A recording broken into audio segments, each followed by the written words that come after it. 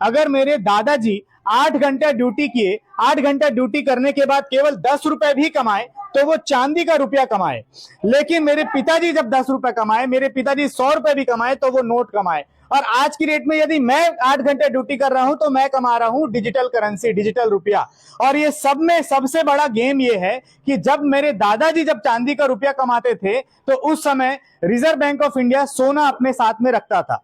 चांदी या सोना जो मूल्यवान धातु होते हैं, उस धातु के आधार पे सिक्कों का चलन किया जाता है या फिर नोटों का चलन किया जाता है। लेकिन जब मेरे दादाजी कमाए उस समय सोना गिरवी रखा गया रिजर्व बैंक ऑफ इंडिया के द्वारा। मेरे पिताजी जब कमाए तो उस समय सोने या चांदी के बदले में नोटों को बनाया गया, नोटों को चलाया गया। और आज की डेट में हम ये मान कर चलते हैं कि बैंक नोट जो है या सिक्के जो हैं उसके बदले में जो हमको डिजिटल फॉर्म में जो करेंसी मिल रही है उसके बदले में दिया जा रहा है। लेकिन वास्तविकता इससे कुछ और है। रिजर्व बैंक ऑफ इंडिया की ही रिपोर्ट है जो कहती है कि रिजर्व बैंक ऑफ इंडिया ने कुल अब तक जो करेंसी छापी है वो लगभग 38 लाख करोड़ के आसपास की करेंसी है। आप देख पा रहे होंगे, ये रिजर्व बैंक ऑफ इंडिया की वेबसाइट से आप निकाल सकते हैं, जिसमें सारा चीज बताया जाता है कि 2000 के नोट कितने, 500 के नोट कितने, 100 के नोट कितने, 2 के नोट कितने। यानी 38 लाख करोड़ की करेंसी में रिजर्व बैंक ऑफ इंडिया का डाटा तो 38 लाख कहता है। अब ये देश में जो कर्जे की जो स्थिति है, जब सारे बैंकों की जब रिपोर्ट निकालेंगे तो टोटल 12 सरकारी बैंक हैं देश में। उन 12 सरकारी बैंकों ने मिलकर के 107 लाख करोड़ का कर्जा दिया है। यानी करेंसी हमारे पास 38 लाख करोड़ है और 38 लाख करोड़ की करेंसी में 107 लाख करोड़ का कर्जा। इसका मतलब ये समझिए कि किसी आदमी के पास 38 रुपए है और वो आदमी ये कह रहा है कि मैंने तो 107 रुपए दिया है, जो कि नेक्स्ट टू इम्पॉसिबल है। और इसी वजह से लोग क्या कर रहे हैं, लोगों को इसकी जानकारी नहीं हो रही। ये एक ऐसा गेम है जिस गेम में केवल आरबीआई को ही पता है कि वो किस तरीके से चोरी कर रहा है। बैंक एक ऐसा गेम कर रहा है कि केवल बैंकों को ही पता है कि वो किस तरीके से चोरी कर रहा है और चोरी करके किसी व्यक्ति का घर को नीलाम करने की तैयारी कर रहा है, किसी व्यक्ति के प्रॉपर्टी को हड़पने की तैयारी कर रहा है और औने पौने दाम पे बेचने की तैयारी कर रहा है। 50 लाख की प्रॉपर्टी को आपने देखा होगा 20 लाख में भी बैंक जो है वो बेच देता है और उसके बाद 30 लाख के लिए रिकवरी कर देता है। रिकवरी के लिए अचानक से नोटिस भेज देता है, जेल की धमकी देता है। इस तरीके से लोगों को प्रताड़ित किया जा रहा है। हमारे साथ जाफरी जी हैं जिनका लोन था और उन्होंने लोन भरा भी। भरने के बाद जब जाफरी जी को पता चला कि बैंक तो सबसे बड़ी फ्रॉड संस्था है, देश की सबसे गद्दार, मक्कार और झूठेबाज संस्था है देश की बैंक और reserve bank of India. IDFC का मामला है, आईडीएफसी ने लोन तो दिया लेकिन वैध मुद्रा में लोन नहीं दिया। वैध मुद्रा क्या होती है? जब रिजर्व बैंक ऑफ इंडिया यदि कोई मुद्रा छापे, चाहे वो डिजिटल फॉर्म में छापे, चाहे नोट के फॉर्म में छापे, चाहे सिक्के के फॉर्म में छापे, यदि रिजर्व बैंक ऑफ इंडिया एक स्टैंडर्ड को फॉलो करती है, वो स्टैंडर्ड क्या है कि जितना सोना रहेगा उसके आधार पे करेंसी छापी जाएगी। तो वो स्टैंडर्ड को यदि फॉलो करता है कोई भी बैंक या कोई भी एनबीएफसी या रिजर्व बैंक ऑफ इंडिया, तब तो वो एक्चुअल करेंसी मानी जाती है। लेकिन बिना स्टैंडर्ड के आईडीएफसी बैंक ने बिना मानक के मुद्रा दिया, बिना मानक के करेंसी दिया, जिस करेंसी का कहीं भी कोई इवैल्यूएशन है ही नहीं। भाई रिजर्व बैंक ऑफ इंडिया ने कहीं नहीं लिखा कि डिजिटल फॉर्म में कितना करेंसी छापा गया है। रिजर्व बैंक ऑफ इंडिया ने जो ई रुपया बताया है, आज की डेट में ई रुपया जो होलसेल है, ई रुपया रिटेल है, वो व्यापारियों के पास है, किसी कस्टमर के पास नहीं है, किसी नागरिक के पास नहीं है। और जो ग्राहक को बैंक जो लोन दे रहा है वो डिजिटल फॉर्म में तो दे रहा है, लेकिन आरबीआई के पास इसकी कोई रिपोर्ट ही नहीं है कि कितने डिजिटल फॉर्म में कितनी करेंसी बांटी गई है। और इसी वजह से लोग आज परेशान हैं। तो आज किसी का घर नीलाम होगा, कल किसी का नीलाम होगा।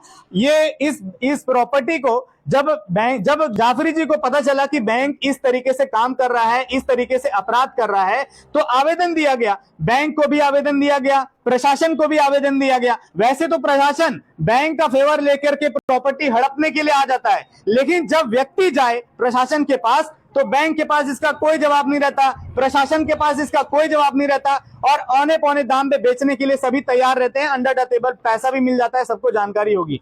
ये यहां पर देखिए ताला लगाया गया है, बैंक के द्वारा प्रशासन के साथ मिल करके मिली भगत करके ताला लगाया गया है, जिसको लेकर के हमने यहां पर देखिए सूचना लिखा हुआ है, बैंक धोखाधड़ी से सावधान रहें। अवैध मुद्रा में लोन दिया गया है और इसकी शिकायत जिला पुलिस अधीक्षक, जिला कलेक्टर महोदय को करी गई है। भारतीय न्याय संहिता जो पहले आईपीसी थी, आज की डेट में भारतीय न्याय संहिता हो गई है और उस न्याय संहिता में 176 से लेकर 188 तक की जो धारा बताई गई है वो करेंसी का ही आधार है कि करेंसी यदि अवमान्य करेंसी का जब कूटकरण होता है तो उस पर क्या क्या कार्रवाई होती है, अमानक कोई करेंसी दे रहा है तो उस पर क्या क्या कार्रवाई हो सकती है, करेंसी कोई अपना ही खुद से छाप रहा है, जैसे सारी बैंक के देश की सारी बैंक ये अपराध कर रही है कि खुद की करेंसी खुद ही से छाप दे रही है। तो यदि कोई बैंक ऐसा करता है तो वो भी, उसके जो अधिकारी हैं, उसके जो कर्मचारी हैं या बैंक खुद भी उसके लिए जिम्मेदार होगा। उसके पर इन्हीं धाराओं में शिकायत दर्ज करी जाएगी। अब तक कलेक्टर महोदय ने भी शिकायत दर्ज नहीं किया है, अब तक एसपी महोदय ने भी शिकायत दर्ज नहीं किया है, अब तक थाना प्रभारी महोदय ने भी शिकायत दर्ज नहीं किया है। यहाँ पर देखिए पूरे नोटिस है कि आजादी के बाद से अब तक भारतीय मुद्रा रुपए, जो एक्चुअल में जो रुपए है वो रुपए चांदी का सिक्का हुआ करता है, और वो रुपए का कूटकरण करने के बाद लोन देने वाली संस्था ने कूटकृत रुपए में लोन दिया है। ये सही सुना आपने, कूटकृत रुपए में लोन दिया है। और देखिए 176 से लेकर 188 तक आईडीएफसी फर्स्ट बैंक की शिकायत दर्ज करी गई है। इस मौखिक रूप से किसी भी व्यक्ति पर भरोसा ना करे। इस प्रॉपर्टी पर बैंक कुछ और कहेगा, प्रशासन कुछ और कहेगा, और सारे लोग मिली भगत करके ये प्रॉपर्टी हड़पने के लिए तैयारी में लगे हुए हैं। तो सभी नागरिकों से इस वीडियो के माध्यम से, या जहां तक भी मेरी बात पहुंच पा रही है, इस वीडियो के माध्यम से सभी को ये जानकारी दी जा रही है कि इस प्रॉपर्टी का कोई लेन देन ना करे, क्योंकि ये विवादित है और बैंक ने इस प्रॉपर्टी में धोखा किया है। बैंक एक आपराधिक संस्था है। अब कलेक्टर महोदय, एसपी महोदय, थाना प्रभारी महोदय बैंक के ऊपर शिकायत दर्ज करें और इन धाराओं पर शिकायत दर्ज करें, जो 176 से लेके 188 तक धारा है, जिसमें कूटकृत रुपए के बारे में जानकारी है। सब लिखित प्रमाण दिया जा रहा है, किस तरीके से बैंक अपराध कर रहा है, वो सारी चीजें डिटेल्ड रिपोर्ट इसमें दी गई है, सारी चीजें मौजूद है। और जनता को इसलिए मजबूर होकर के ये ताले को तोड़ना पड़ रहा है। ये जनता चाहती नहीं है, कोई पब्लिक ऐसा चाहती नहीं है, लेकिन चूंकि जब न्याय प्रशासन की तरफ से ना मिले, जब न्याय शासन की तरफ से ना मिले, तो जनता मजबूर हो जाती है खुद का न्याय करने के लिए। क्योंकि जब हमने शिकायत दर्ज करी तो या तो वो शिकायत लिखें, शिकायत को दर्ज करें, दर्ज करने के बाद जांच करें, जांच करने में यदि कोई सफलता मिलती है तो ठीक है, यदि हम विफल होते हैं, उनको जांच करने वाली जो संस्था है उसको लगता है कि हम गलत हैं, तो ठीक है, बताए कि हाँ ये सारी चीजें, डॉक्यूमेंट जो है वो फेक है, पैसा ऐसा नहीं बनता, बताए कि पैसा जो है हवे में बन जाता है, बताए कि बैंक जो है वो हवे में पैसा छाप सकता है, संस्था बताए कि आरबीआई जो है वो बिना किसी मानक के रुपए को भी छाप सकता है, संस्था बताए कि किसी भी बैंक या एनबीएफसी या कोई भी लोन देने वाली संस्था उसके पास पैसे नहीं भी हैं तो भी वो पैसे दे सकती है। और उसका भाई मैथ्स का जो कैलकुलेशन है वो ये कहता है कि यदि आदमी के पास 100 रुपए है तो वो ज्यादा से ज्यादा कर्जा भी 100 रुपए दे पाएगा। तो यदि कोई ऐसा मैथमेटिक्स के अलावा कुछ ऐसा साइंस है या ऐसा कोई साइकोलॉजी है या ऐसा कोई माइथोलॉजी है जिसमें ऐसा होता हो कि 100 रुपए यदि व्यक्ति के पास है और 100 रुपए व्यक्ति के पास है तो और वो 300 रुपए दे सकता है या 1000 रुपए दे सकता है, तो वो फॉर्मूला क्या है, वो फॉर्मूला हमको भी बताए। अगर ऐसा कोई फॉर्मूला है तो हम भी उसी फॉर्मूले में काम करेंगे। तो मजबूरी में जनता को इस ताले को तोड़ना पड़ेगा, क्योंकि शासन के पास इसका कोई जवाब नहीं है, प्रशासन के पास इसका कोई जवाब नहीं है कि बैंक ने जो अपराध किया इसकी शिकायत कहां दर्ज करें, कैसे दर्ज करें, और ना तो बैंक ने कोई मानक फॉलो किया है। आइए इस ताले को अब तोड़ा जाएगा। लाइए चालू करो। और बार बार बताया जा रहा है, ये इच्छा नहीं है हमारी कि ताले को तोड़े, ये इच्छा नहीं है हमारी कि शासन के खिलाफ लड़ाई लड़े, लेकिन ये मजबूरी है।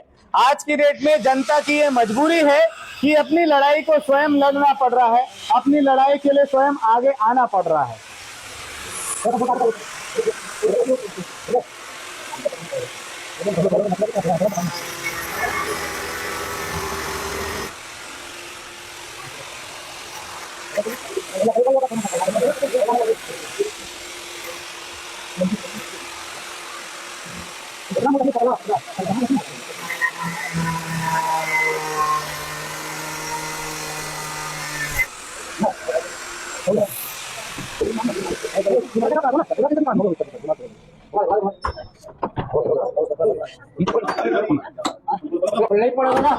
भारत की हुंकार है, भारत की हुंकार है।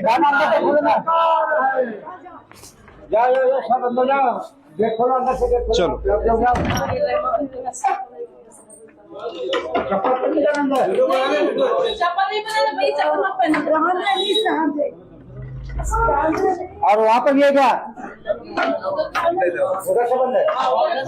अच्छा, तो एक काम करते उधर